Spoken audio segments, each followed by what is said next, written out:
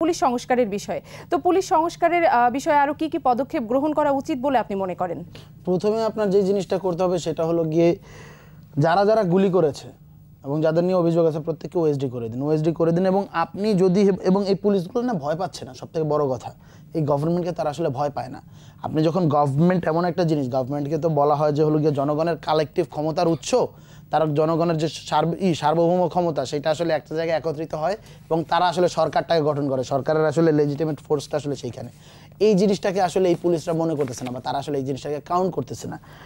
তাদের বিভিন্ন জায়গা থেকে হয় তারা দল পরিবর্তন করেছে, খোলস পরিবর্তন করা হয়েছে এবং যাদের আসলে মাঠে মাসল পাওয়ার রয়েছে তাদের সাথে তারা লিয়াজও করেছে।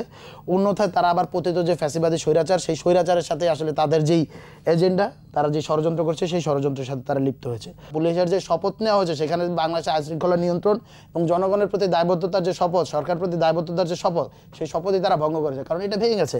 আপনি যদি নতুন করে 1 লক্ষ পুলিশ নিয়োগ দিতেন দেশের মাঝে, একদম পুরোপুরি পুলিশ বাহিনীকে নতুন করে তৈরি করতে পারতেন, অথবা প্রত্যেকটা জায়গায় যারা হলো গিয়ে ডিরেক্ট খুন করেছে বা খুনের নির্দেশদাতা ছিল তাদেরকে সরিয়ে দিতেন, তাদের অনেক আইনের আওতায় আনতেন, অনেকে আসলে ভয় পেয়ে চুপ করে যেত এবং তারা তাদের কাজের প্রতি দায়িত্বশীল হতো।